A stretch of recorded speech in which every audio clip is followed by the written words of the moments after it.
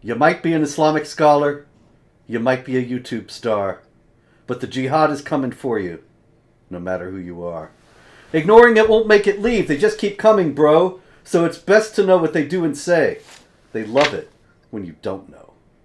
And that's why we have David Wood with us tonight for another thrilling episode of This Week in Jihad, so that you can hear the news that the establishment media does not dare to tell you. Welcome, David. How are you? How you doing, Robert? Yeah, it's always a great day when I think you've done a couple lines of your poem, and I think you're done, and then there's more. There's always more. Someone could just make someone for their own channels could just make video compilations of your poetry.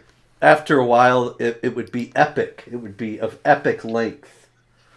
Wouldn't it be cool if you put out like a book of poetry, like Alfred Lord Tennyson back in the day, and it's just Yep, the Tennyson of Jihad. That's it. All right, we got a lot of jihad. Hey, yes. since side note, since you have poetry skills, for many years I've had the idea to make a book a children's book titled A is for Aisha, Z is for Zainab, Learning the Alphabet with Muhammad's Atrocities or something like that. Oh, I love it. That's great. But the whole thing is like children's poetry, but you're going through all the messed up stuff about Muhammad. Dr. Seuss. Book. Yeah, Dr. Seuss like book, but like actual, get an illustrator to make all the pictures and make a really cool children's book. I wonder if Bosch Fawston could draw in that style. Ooh, yeah, man. That's a good idea. This is getting real possibilities here. Mm-hmm. All right, a lot of jihad, ladies and gentlemen. None of it from New York. So I just want to say one thing. Everybody's saying, "Hey, I want to hear that accent again." Wait, but I say what? What do you want me to do? Go do jihad in Manhattan? I can't do it. There ain't no jihad in New York this week, so forget about it. You know what I'm saying? Anyway. Hey, Robert. Yes. But this, I'll be quick with this because this is off topic. But many, many years ago, this is when Nabil was still a Muslim. But we were on a trip and we went by this Italian restaurant, and there were like 20 Italians standing out in front of the restaurant. I don't know if they were waiting to go in, or they just came out or were chatting. But I go, "Hey, Nabil, watch this," and I go, "Hey, Tony!" And like 3 dudes turned around.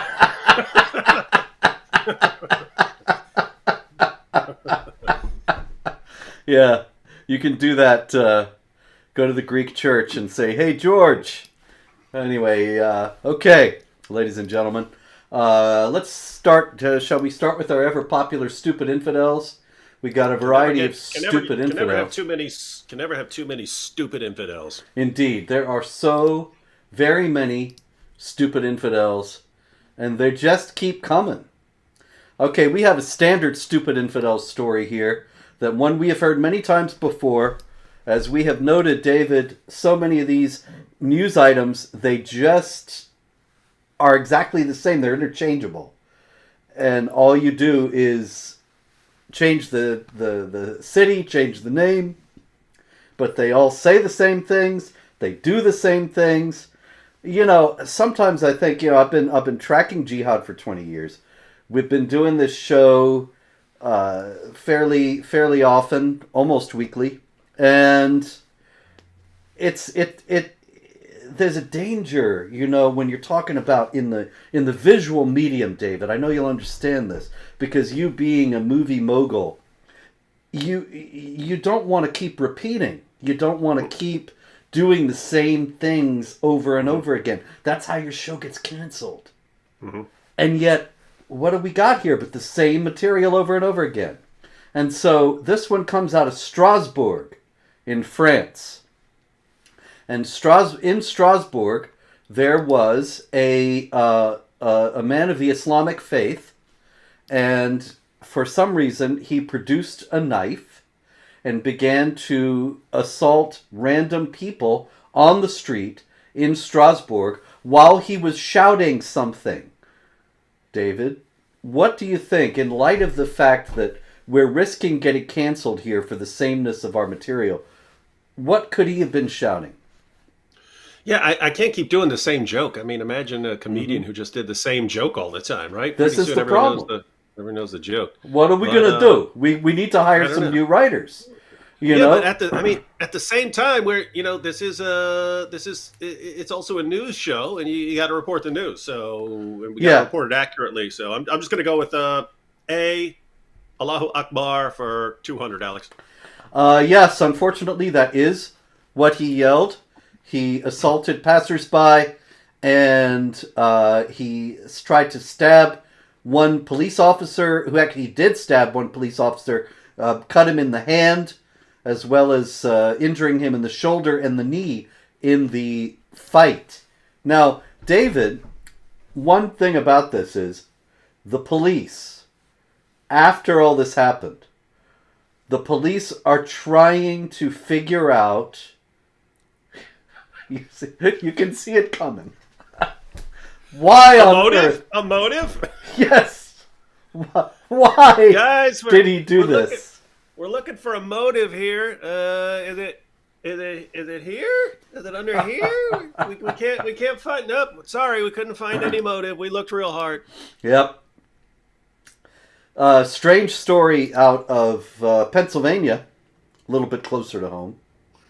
In Pennsylvania, one of the Beatles was being held. That is one of the ISIS, Islamic State Beatles, the four guys with thick English accents, and so they were out beheading in Syria and sowing all kinds of mayhem, and people started calling them the Beatles. The real Beatle, Ringo Starr, was quite upset when he heard about this. He said, we had nothing to do with violence. They shouldn't call themselves the Beatles. Actually, they didn't call themselves that at all. It was other people who called them that. But Ringo was incensed. He said, "Oh, you can't just call them the Beatles, you know." Anyway, It's just, I don't mean to correct you, but it's Beatles. the Beatles. You can't Beatles. call them. You can't say that. Not in Liverpool. Anyway, Hey, jihadis, don't blow me up. scream Allahu Akbar and make it better. All right, thank you, ladies and gentlemen. Allahu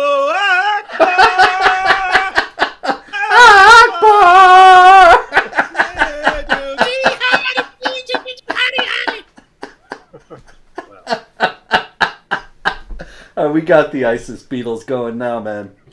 All right, Alexander. This man's name was not Alexander. His name is Alexander. Alexanda. Alexander Cote. And he was Beatle George, apparently. I don't know if he played a mean guitar, but that's, or if it gently wept, but nonetheless, that's what they called him. And he was being held in Pennsylvania's high-security Canaan prison. But somebody wanted to check in on him recently, and they asked the Federal Bureau of Prisons, how he's doing, and they said, well, actually, he is not incarcerated in Pennsylvania Canaan High Security Prison. Nobody knows where he is. Did he escape? Was he spirited away somewhere? Is he informing for the feds, and so they have him in some more comfortable accommodations? Is he helping them figure out how to frame people who oppose jihad violence? I don't know. But Alexander, he ain't there. Very strange story. They lost a jihadi. They lost an ISIS Beatle. Yes. The lost Beatle. The sort of, I guess that makes him the Pete Best of the ISIS Beatles, actually. Yes, that does. Yes. For those of you who don't know, Pete Best was the best looking member of the Beatles, their drummer, and they got rid of him. And the Beatles say it was because he wasn't a good enough drummer, but Pete Best fans say it's because he was too good looking, and so they wanted a less good looking guy. Well, I'll tell you, I know this story, and it's a little off topic, but you'll pardon me, David. I know if Pete Best is watching tonight, Pete, I know you love this show, but I got to apologize. But he really was a lousy drummer. If Yeah, you and hear the Ringo recordings, Ringo is actually a top-notch drummer. So yeah. So I don't think they would have been the same if they hadn't made that power move. I think it was a quality, a merit-based decision. Anyway, no jihad in it though, so we have to move on. It seems that Mark Green, representative from Tennessee, he's from Tennessee. Now, Mark Green, representative from Tennessee, he's in a little bit of hot water, David, because it turns out Mark Green is the Homeland Security Committee chair for the new House of Representatives coming in, the new Congress. Now, Mark Green, the Huffington Post was just enraged that he got picked for this position because they said he has a history of anti-Muslim comments. And what he said was, let's see, he said that there should not be Islamic indoctrination in the public schools.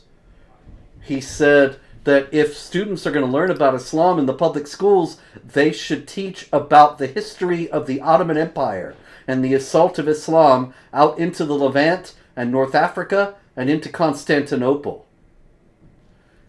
But he also said that he served a term in Iraq and that the Iraqis smelled funny. And that is one of the reasons why, and I think that is indeed a rude comment. We all smell funny to everybody else. You know, I remember I had a friend in college who came over from Kenya and said, well, the first thing I noticed about the Americans is that they stink.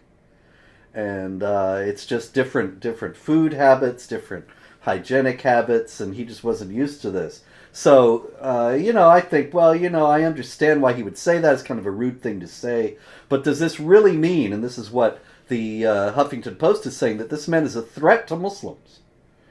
And that he should not serve as the Homeland Security chair? But I think, as far as the Islamic indoctrination in public schools, we have seen this all over the country, that public school materials teach a whitewashed version of Islam. They never talk about jihad. Often they even teach Islam as if it were fact. I remember a case I was an expert witness on out in California. Many years ago, these people sued the public school because the kids were having to fill in, there is no God but Allah and blank is his prophet. And there was no Muslims believe this. It was just stated as if this is the way it is. And so I think Mark Green's got a point. What do you think, David? Yeah, and it's always interesting to see people's priorities, right? So here's a guy who said he had a problem with the smell when he was in Iraq. Say, okay, you and I both agree. That sounds like a jerk thing to say. Mm-hmm. Versus indoctrinating a bunch of kids with the ramblings of an illiterate 7th century Arabian caravan robber, where there's a disturbing correlation between kids who convert to this and kids who decide to slaughter unbelievers in the name of Allah. Mm-hmm. So you'd think, okay, this was in poor taste, but this is a really, really, really, really, really, really bad and dangerous idea that actually not only gets other people killed, it gets the kids killed and put in prison and so on when they decide that Allah wants them to slaughter unbelievers in His name. And so just the idea that you would look at, okay, this group wants to teach kids a bunch of ridiculous nonsense to help them convert to Islam, versus a guy saying, hey, I was in a war and it smelled bad, and you say, that's the guy we have to get. Yep. Come on, man. This is Tennessee. Do you imagine? You get back from the monster truck and tractor rally, and then you're in trouble. And then they're in trouble for something you said, about Iraq. Yep. I think all of these, so much I should say, of these charges of Islamophobia in the United States are predicated on the assumption that there really isn't any jihad, and that people don't have any reason to be suspicious of Muslims in any circumstances. Obviously, there are a lot of Muslims that are ordinary folks who are not going jihad, but the idea that it's just racism or bigotry to be concerned about those who hold this ideology that is violent, aggressive, expansionist, supremacist, and so on. Well, it's naive at best. Look, two little side notes here. One will be slightly off track, but only take like 2 seconds to answer.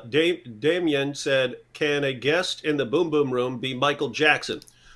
Damien, we actually already recorded Muhammad Meets Michael Jackson with John McCrae starring as Michael Jackson. So that's already been recorded. So yes, it's just a matter of editing these videos.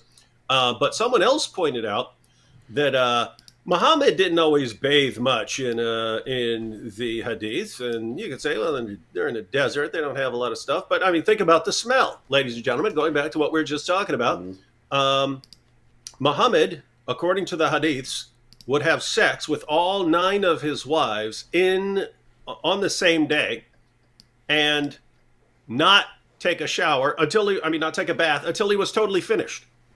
Now, can you imagine this creepy old guy, creepy old flabby Muhammad, climbs on top of one wife and has sex with her, and they're in this hot, boiling hot desert, and then so he has sex with one, then goes on to the next, then goes on to the next, then goes on to the next. Can you imagine by the time, if you're like wife number 9, can you imagine by the time he gets to you, all the fluids and everything all over, and it's like, my goodness. But can you imagine the smell? It would be disgusting. But if you were to say, wow, this guy smells like someone who just had sex with 9 women and girls and didn't take a bath yet, and it's 100 degrees. You'd be a disgusting Islamophobe, according to exactly. Huffington Post and Council on American Islamic Relations and everyone else. Yep. All right, moving on to the UK, where there is never a shortage of stupid infidels. We have North Face, which is a sports clothing company, and there is their new model. Her name is Amira. You can see her, I think, David. Can you not? She is a niqabi. She is wearing the niqab and a very groovy North Face jacket. And this is the new North Face publicity campaign. She is wearing the athletic outdoor circular hybrid insulated jacket. And for all those niqabis who are big into camping and mountain climbing and outdoor activities of all kinds, she ninjutsu? She is sure to appeal. Now, the thing is, of course, there actually is a group, and they get a lot of publicity. What are they called now? The Wanderlust Women. A bunch of niqabbed Muslims Muslim women who actually are outdoorsy, and more power to them. I hope they have a wonderful time. But the idea that the North Face company is showcasing them when they're no doubt quite a small group, and it's not really that they're appealing to niqabis to buy outdoor clothing. They're virtue signaling to leftists who will buy North Face products because they think, oh, these people are not Islamophobic and they're diverse and multicultural and so on. Yeah, I would have to say the timing is it. With me, it's the timing, right? If you want to, I mean, there are 1.6 billion Muslims in the world. Roughly half of those are women. So obviously, you want to sell jackets to that market and to anyone, as you pointed out, leftists and so on. But I mean, women in Iran right now are being raped and murdered for not wearing their headgear appropriately. So for me, it's like the timing. It's like, what do you mean now? Like now, women are being beaten, raped, and killed for not wearing appropriate headgear, and that's when you decide to make it your marketing selling point. That's kind of in poor taste, I would say. Indeed so, sir. Also in the UK, our friend Shamima Begum is back in the news. You may remember Shamima Begum. She is the we offered to take care of our kid back in the day. I recall. Yeah, it's a shame she didn't take us up on that. Wait, I remember she got pregnant like 3 or 4 times, and I Yes, remember the first. I I think think that did they all die? I think they I all think their so. kids died. Yeah, Yeah, that sucks. it's a shame. If we had been able to take in the child would be fine today. Probably. I mean, of course, nobody knows what would have happened, but nonetheless, we certainly wouldn't have had her in a jihadi hotspot. Shamima Begum was 15 years old. She went from the UK to Syria to join the Islamic State. ISIS had several children, as has been noted, and was, by some reports, deeply involved in some of the atrocities that ISIS committed, particularly enslaving infidel girls and exploiting them. Now, she is in a refugee camp in Syria, and she wants to come back to Britain, and the British authorities have refused her. But she is continuing to pressure them to change their minds and let her in. And what's that guy's name?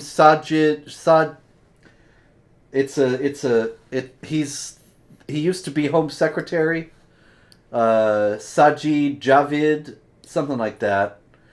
Yeah, Sajid Javid. He said that he had seen the classified files on Shamima Begum, and he was absolutely certain that this was the right thing to do to not let her back into the country. But now the BBC has made a 10-part series all about Shamima Begum, a laudable, favorable portrait of who she is, how what a sweet girl she is, how she has suffered, how she ought to be able to come back home. What do you think of a 10-part series on Shamima Begum, David? You know, I always have mixed thoughts on this because I always think, okay, some of these, like 15, 16-year-old girls and kids going off to, wage jihad and stuff like that. I think, I did a lot of stupid, idiotic stuff when I was a teenager. So, all in favor of second chances. But you'd have to really have some, I think, good reason to think that person has changed his or her positions during this time. And that it's not just, oh, we lost, let me come home to sit and wait for the next caliphate that springs up so I can run out and join them. But with, it's like, it reminds me of like, I'm not for the death penalty. I would rather keep people locked up. But there are certain people where I'm not going to complain that you killed Ted Bundy. I'm just not, right? It's like, okay, all the messed up stuff he did, it's not I'm not going to be, running through the streets, hey, don't kill Ted Bundy, blah, blah, blah. And it's kind of like that with them. It's okay. I think you can have different positions. Like, okay, this was her, country. It's kind of a weird technicality in that like her parents were from Bangladesh or something like that. Yeah, but they were able to put in a technicality to where, that doesn't have to be her home country, and that her home country doesn't have to take her back. But anyway, the point is, I think you could be sensible and argue it either way. No, we do have to take her back, and we're just going to lock her up for the rest of her life, or judge her, or do sentence her to whatever. Or I think you can also make a rational case for, no, too bad. You are too messed up for us to not use this law to keep you out of the country. But the idea that you'd be like obsessed, we have to get this jihadi back. We have to get this ISIS terrorist back. We really have to, and we just need to keep shouting this from the rooftops. And no matter how many parts of this series we have to get in order to convince the population to bring this ISIS jihadi who did, as you pointed out, apparently some messed up stuff that maybe we don't even know about. We of all the people in the world that we could help, we have to help her. That's my idea, right? Like, again, I could get it, and it'd be great if we could help everyone. But if you're going to put all that effort into helping, why the freaking terrorists? Why is that the person that we have to spend all this time? Why not the victims of the terrorists, right? There are people in really bad parts of the world who are being terrorized by jihadis. You don't seem to care at all about them, but the actual terrorists, we need to get her. We need to do something about her. In other words, if I were to help someone, she'd be pretty far down the list. Is all I'm saying. And I think Christian Hijab has a very good point here. I think they should interview some of the Yazidi girls and their experience in the podcast. And that's really what is the sticking point for me. I don't care if Shamima Begum keeps appealing to the British authorities and they keep deliberating. And I expect they'll let her in eventually because they're just that type. But what's with the BBC in this 10-part series? Clearly they love her.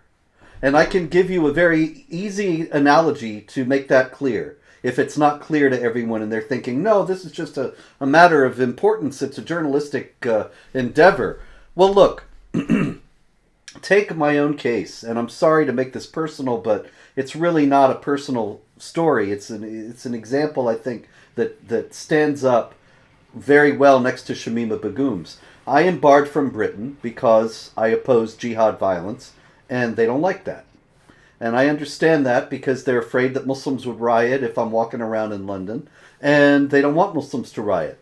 And also they want to give the appearance of there being extremists on both sides. And so there's jihadis, and then there's me, as if there's remotely some connection or some analogy, even though I don't advocate or approve of any violence. But anyway, a few years back when the ban was about to be put in, this is actually 9 years ago now, I think, 2013, or 10 years ago, that is. Time has flown. I was up one night. I often have trouble sleeping, and I'm up one night. It's about 3 in the morning, and I'm doing some work, and I happened to see on Twitter that they were about to have a show that morning. I mean, it was already later in Britain anyway, 9 o'clock in the morning or something. And they said, in the next hour, we're going to be talking about whether Spencer and Pamela Geller should be banned from coming into the country. And so I saw this, and I tweeted back to them, look, you're having this show, and you didn't contact me. It would seem like just basic decency. You should allow me a say. No, I'm right here. And so they were kind of shamed into it, and I ended up being on the show. And this is the show where they asked me, what's your problem with the Quran? And I reeled off some of the problematic verses, and they had this imam there, and they asked him, well, what do you think about that? And he says, I don't know anything about that. That's his field. And it was classic. But the point is, there's no 10-part series about Geller and me, or about anybody else who opposes jihad. The BBC never had a 10-part series about Tommy Robinson, or anybody else who is out there trying to defend free societies. They only are showcasing people who are trying to destroy free societies. And that's the point, that it's very clear, whatever their journalistic pretensions may be, what side they're on. And notice the parallel, right? What's the BBC concerned about? Is it concerned about people trying to silence all criticism of Muhammad and the Quran? People being willing to slaughter for that? Is that the concern? Or do we really need to get ISIS terrorists back in the country as quickly as possible? But notice the parallel between that and the guy from Tennessee. One group wants to indoctrinate kids with a bunch of Islamic stuff to put a positive spin on this to make these kids more likely to convert in the future, versus a guy who said, I didn't like the smell when I was in Iraq, and what people's priorities are. But the priorities of the media in general always seem to be make Islam and Islam and everything else that's associated with it as attractive as possible. And anyone who draws attention to why it's not as attractive as you're making it sound has to be squashed. Yep. So in line with that, did you hear about the video game that the MIT people developed? You're going to love this, David. This is a video game called On the Plane. And it's a virtual reality role-playing game. Oh, this is different from the one I heard. Yeah, go ahead.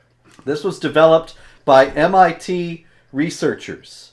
And you can play 3 characters. There are 3 characters in this video game.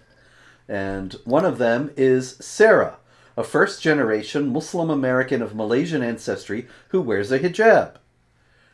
The second character is Marianne, a white woman from the Midwest with little exposure to other cultures and customs. And the third one is a flight attendant. And those are the only ones you can play. And what you essentially do is stop Marianne, the white woman from the Midwest with little exposure to other cultures, from harassing Sarah, the poor hijabbed lady from Malaysia. Now, do you see any... Is this a video game you would buy, David, and play? No, this doesn't sound like the most fun. I mean, Pong sounds way, way, way more entertaining than this. But I mean, just think about it, because it's the same thing over and over again, right? I mean, Robert, when you think of Islam and planes...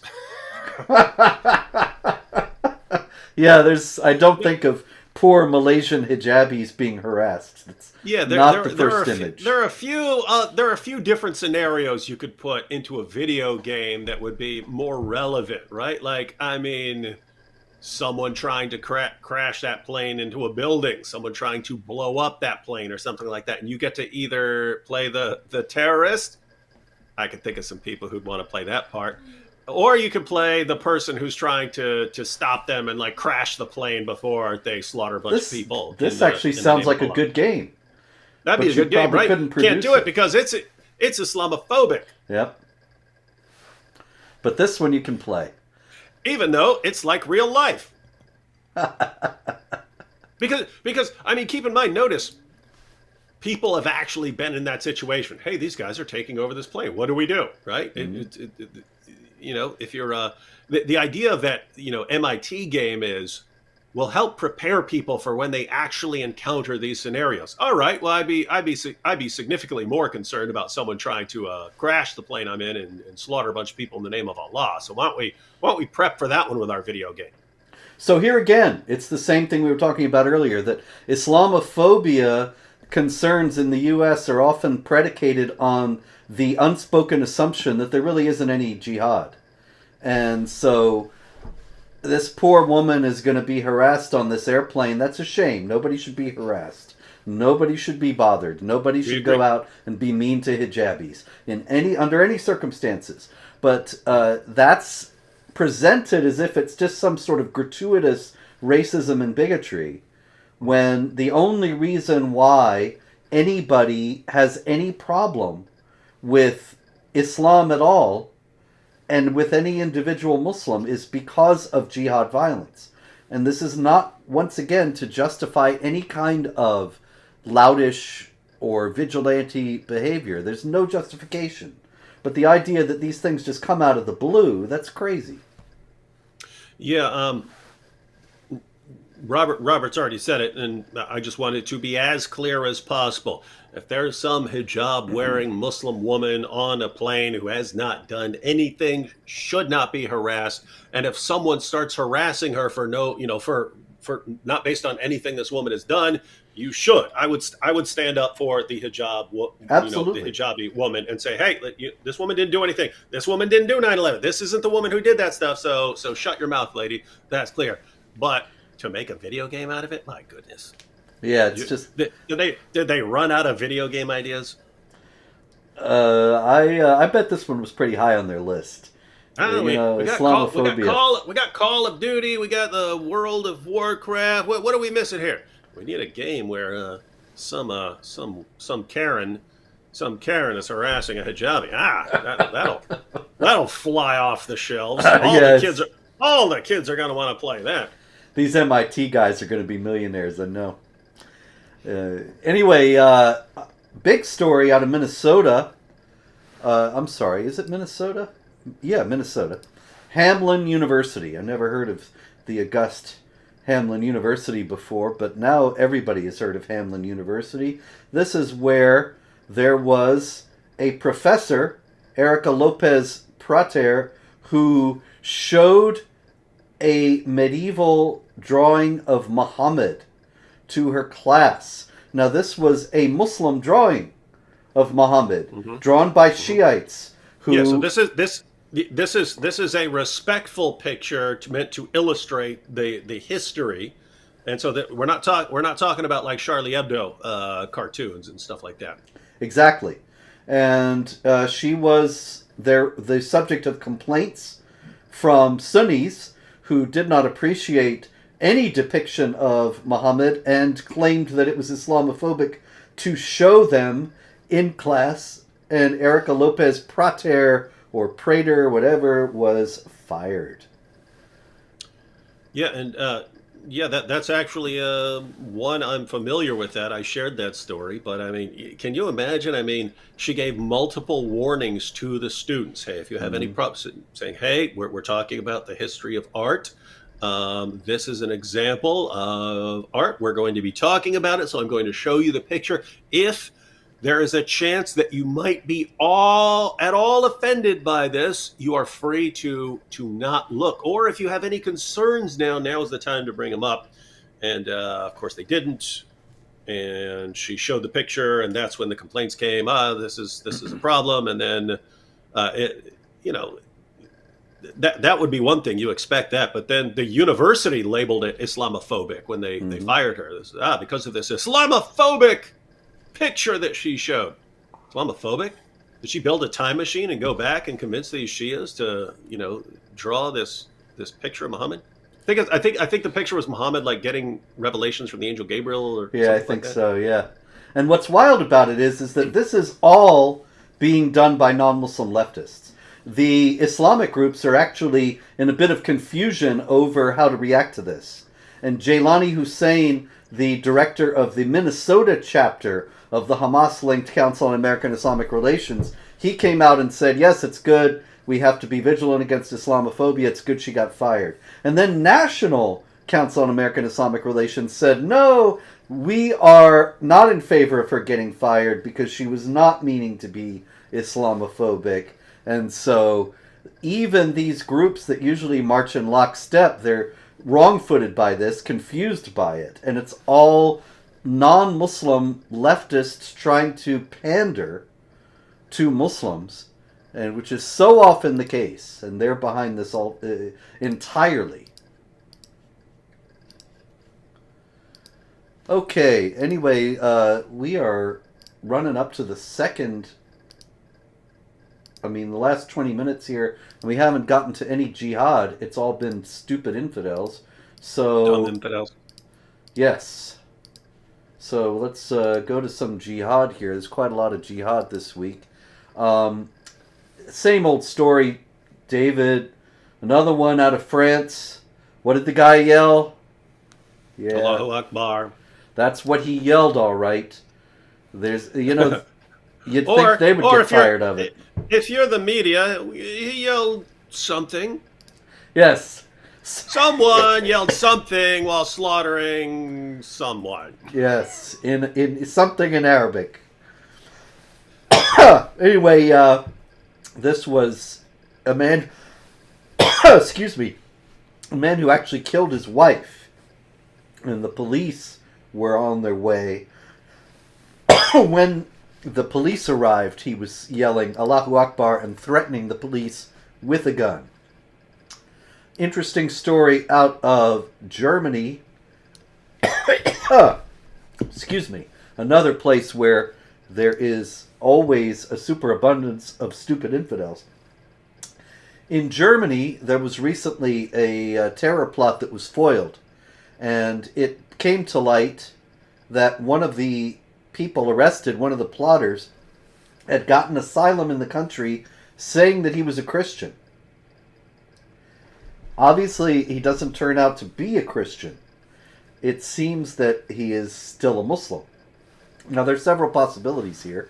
Do you think he may actually have been a Christian at one point, David? Possible, but not a lot of reason to think that, considering you're allowed to deceive. Yes, that's right. He may have been a deceiver.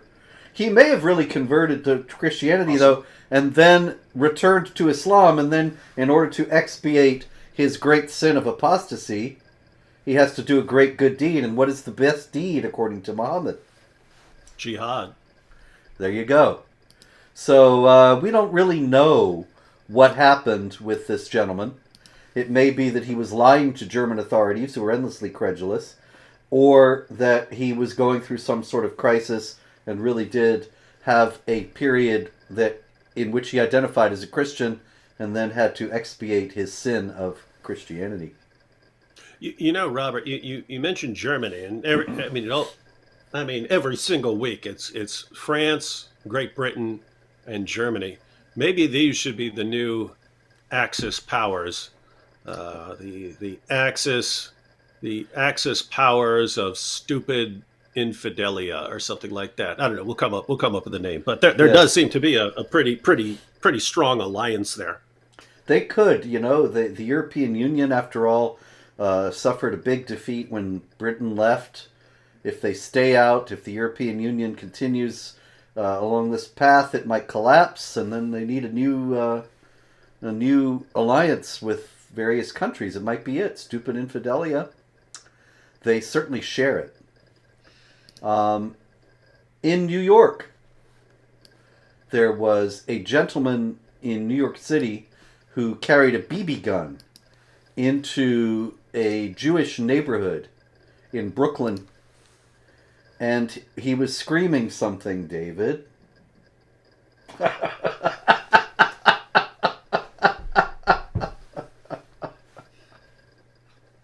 Yes, I know. They need the new writers. We don't need the new writers. They need to hire some writers. Say, what else can we scream?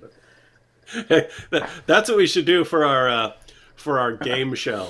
We should do like an entire episode of Jeopardy, but every single answer is Allahu Akbar. And the infidels never guess it. Ever. Not once. I finish the game with $72,000. Yep.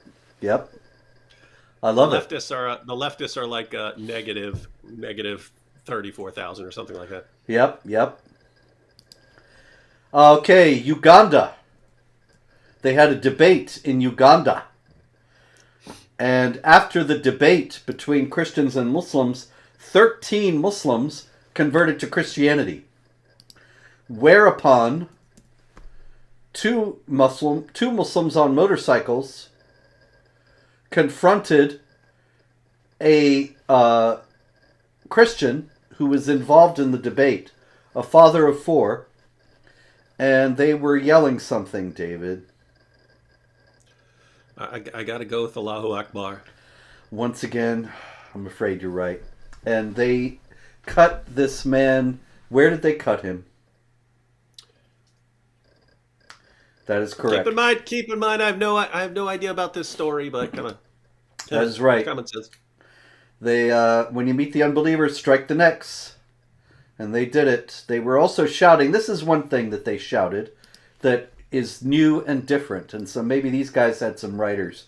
The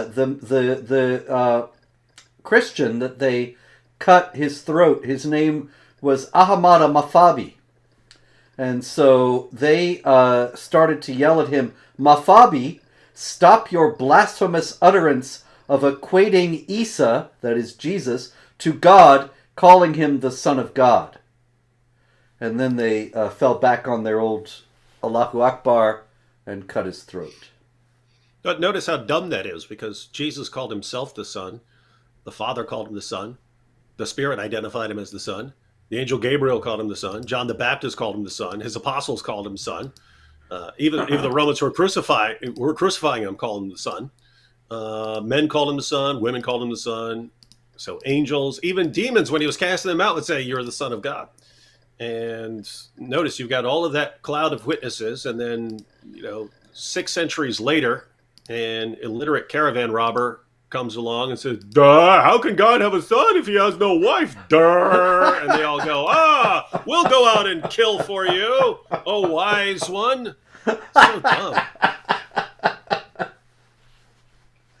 Oh dear. You were correct, sir. Meanwhile, we do have it explained for us after Trevor Bickford, we talked about Trevor Bickford last week. He was the gentleman who converted to Islam and traveled down from lovely Wells, Maine to New York City, where he stabbed 2 cops in Times Square. And the police, as we discussed last week, actually said that it was a jihad, seemed to have been something that they got from his own manifesto. But a gentleman named Zain Chowdhury has written a piece that I noticed and discussed at Jihad Watch. And this is what he says, David. Contrary to its popular use in the media, jihad simply refers to a struggle. Muslims use the term foremost to discuss a spiritual struggle against one's passions and vices. The physical version of this struggle is limited in the Quran to only defensive measures to fight in the cause of Allah against those who fight against you, but do not transgress. 2:191.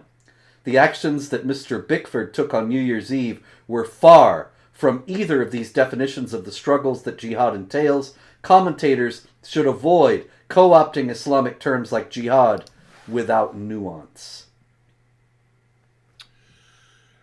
Absolute nonsense. Notice there are very important things going on here. I mean, think about how this relates to what we were talking about earlier. Some people are worried about indoctrinating kids with pro-Islamic propaganda. Why might someone be concerned about this? Because people come in and give them this flowery picture of Muhammad, and some of them convert, and then after they convert, they find out, oh yeah, the greatest thing I can do is slaughter unbelievers in the name of Allah. And then some go out and do it. And then their lives are ruined, and then, of course, other lives are ruined as well. And yet you're not allowed to be concerned about it. But we see, this Bickford kid who, great student, great athlete, converts to Islam. Now I have to slaughter people, and we're not allowed to take a look at why. But then you have all this other complete nonsense. Notice he quotes Surah 2, verse 191 as the authoritative position, as if those are the. I mean, first of all, read that passage. It's horrible and bloody and violent enough as itself, but as violent and bloody as it is, those aren't even the final marching orders. The final marching orders from the last major surah that was revealed to Muhammad was fight those who do not believe in Allah. And notice that is offensive, right? Fight those who do not believe is not fight those who are attacking you. This is fighting people based on what they believe. And you can go to the Muslim sources, and you find that when the Muslim community is strong enough, unbelievers are supposed to be given these 3 options. You either convert to Islam, or you pay the jizya, or we slaughter you in the name of Allah. You find that in Islamic works on fiqh, so that's like actual Islamic rulings. But you even have modern Muslim YouTubers like Sheikh Asim al-Hakim. We've played clips. AP has shared clips and so on that we've discussed, where he's talking to Muslims on YouTube saying, guys, we're not strong enough to implement this right now. We need to focus on preparing. But the day will come in a few decades where we're going to go door to door around the world offering people, hey, you either convert or you pay the jizya, or that's his word. That's what he said. That's how he described it. And so it's just amazing that you find it in the Muslim sources. You find it for 14 centuries of Islamic scholars and Islamic jurisprudence. That's how it's going to be. And then you have modern Muslims reporting the exact same thing. And then when you have someone like Mr. Bickford actually do it, then, we need to... No, come on, man. Jihad is going to the gym, dude. Jihad's going to the gym. So it's like you've got 14 centuries of them proclaiming exactly what the plan is. And then everyone else is just, we need to keep people from knowing what the plan is when they start getting suspicious that something may be afoot here. David, while you were explaining that, and particularly when you were enumerating various Quran passages, a gentleman in the chat. Let me get it here. He raised a very common objection, and I thought I thought you might want to clarify that for our viewing audience tonight. Yes, Trabant, whatever. I've read the Old Testament many, many times, and yes, there you have a covenant which is tied to a piece of land, which then involves war and so on. So you do have violence there. Did you miss the part where I talked about final marching orders? Notice the pattern of the entire Bible. Start off in a very violent part of the world, in a very violent part of history, and as part of a covenant, taking this piece of land and so on. And then you proceed throughout the various prophets and so on until you get to the final marching orders through Jesus and his followers. And the final marching orders are love your neighbor as yourself, by the way, which that was also in the Old Testament. Love your enemies, pray for those who persecute you. Do not return evil for evil to anyone. Pray for those who persecute you. Honor all people. These are the final marching orders. In Islam, it's reversed. It starts off, hey, let's not fight because Muhammad's outnumbered. Let's not fight. And then by the time he has the most powerful force in Arabia, it's subjugate the entire world in the name of Allah. And so, in other words, just to be clear here, because this seems like something a 4-year-old could understand, and yet you line people up and they don't seem to get this at all. If you were to sit and read the entire Bible cover to cover, and then ask yourself, how am I, as a person who believes this, how am I supposed to act right now? You'd say, okay, well, there are commands to wage violence at some points in the Old Testament. Great. Are those commands to me? No. What is a command to me? Love everyone. That's the command that's directed towards me. Those are the final marching orders. Now, if you were to read the Quran from beginning to end and actually understand how the things tie together, because it's put out of order, but if you understand the order and you say, okay, now, what are the final marching orders directed towards me? Oh, there are some things like no compulsion in religion and things like that. But what am I really supposed to do? The answer is it depends on your situation in the society that you're in. If you are in a place where you're completely outnumbered and can't hope to win a physical confrontation, you could be planning and preparing for the future, or you could actually go to a place in the world where they're waging jihad and they're actually in the final stage. And so that's, by the way, that's why you have converts going to Afghanistan to join the Taliban or going out to join ISIS and so on. So you could do that, or if you're in a place where there's jihad going on, you say, okay, this is the place where we're trying to subjugate. Either way, the ultimate goal is to violently subjugate the entire world.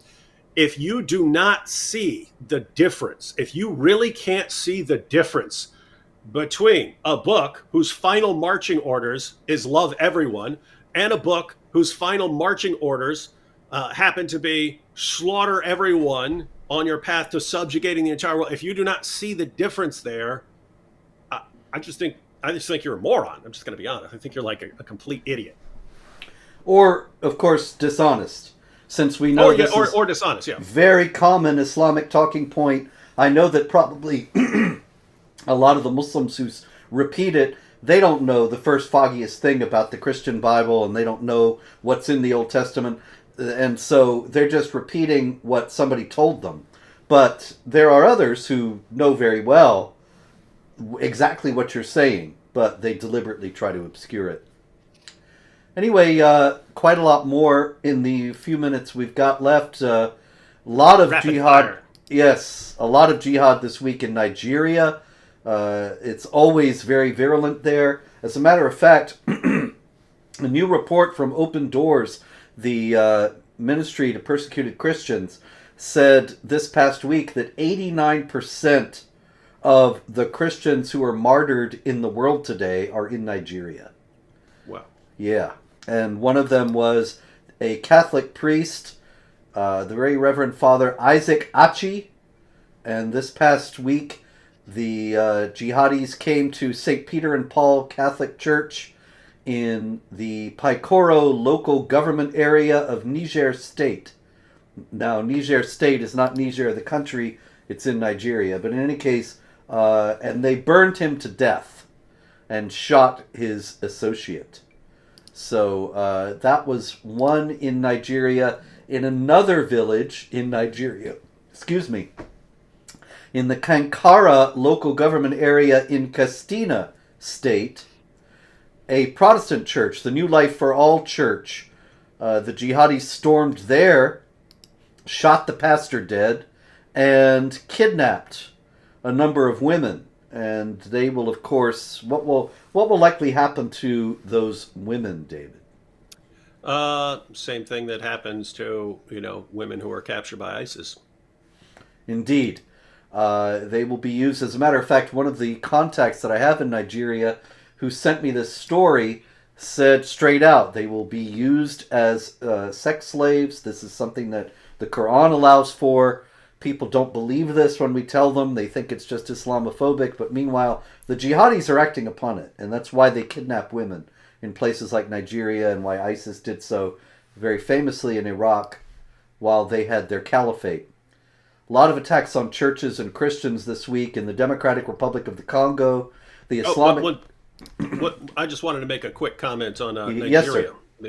Because we talk about this, and we've talked about this before. I just want people to understand, because the jihadis seem to understand, and we don't. We think everything like stands or falls with the United States and Canada and the UK and so on. If you look at a place like Nigeria, there are certain places in the world that are dividing lines, where you have Muslims, predominantly Muslims on one side, and predominantly Christians or Hindus or something else on the other side. We don't pay much attention to those spots. Jihadis are paying all kinds of attention because they want to keep pushing the Christians back until they take over the country, and then they can continue pushing down further and further. So you've got these dividing lines where you should, I mean, as someone who opposes jihad, you should be very concerned about those spots, because it's just spreading through jihad. But we completely ignore those places in the West.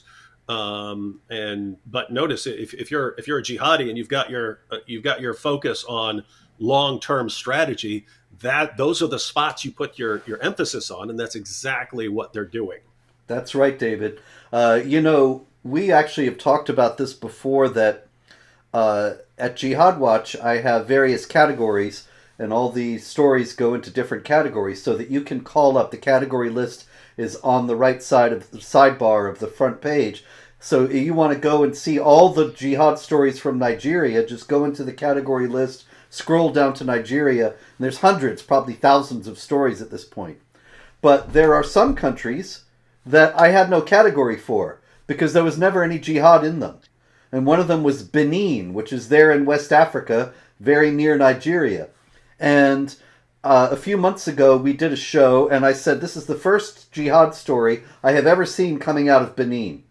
And recently, I saw a story about how jihad activity is now increasingly common in Benin. And so it wasn't just one incident or a handful of incidents, but the jihadis are asserting power over increasing areas of the country. Now, probably there are a lot of people who are hearing this and they think, well, Benin, what does anybody care? But Benin is just one step on the road. And once they keep going, and if they are not stopped, then ultimately it's going to be at your house as well. And this is why it matters that the jihad is spreading in Nigeria, spreading in the Democratic Republic of the Congo, spreading in Benin, all over West Africa, also East Africa and Somalia. There's some stories we didn't get to. South Africa, Mozambique. And so all of these places could be a site for a new caliphate. Those places, then those caliphates could come together, and you have this monster state of a jihadi state in Africa. Then the world is going to start hearing about it. But anyway, since I started the story, I'll just finish up with it. The Islamic State, ISIS, they are by no means done with. They carried out a massacre at a church in the Democratic Republic of the Congo, killing 14 people and injuring 63. And so the jihad continues advancing with great confidence in Africa. People in Nigeria right now actually are very worried because there is a Muslim ticket running for office, running in the presidential elections coming up. That is a Muslim presidential candidate and a Muslim vice presidential candidate, when previously candidates had been balanced with a Muslim and a Christian. And people are afraid that the Christians will be completely disenfranchised, and many people calling for the independence of Biafra, which is a largely Christian area. I wholeheartedly support that. Nigeria is one of those countries like Belgium. It's fictional, put together, a bunch of disparate people. The jihad is going to keep advancing, though, until somebody has the will to stop it, whether there's a Biafra or not. And so we can only hope and pray that the world will wake up to that. But by the way, Robert, what do you? There are situations you look at, like in Nigeria, and you just say, what can people possibly do? Because it's just, the jihad is relentless. The jihad just keeps coming at you, and every once in a while you pay attention to some girls being kidnapped or something like that. For the most part, the world just yawns and moves on. And again, the jihad doesn't. The jihad doesn't stop. It just keeps coming at you and pushing you back farther and farther.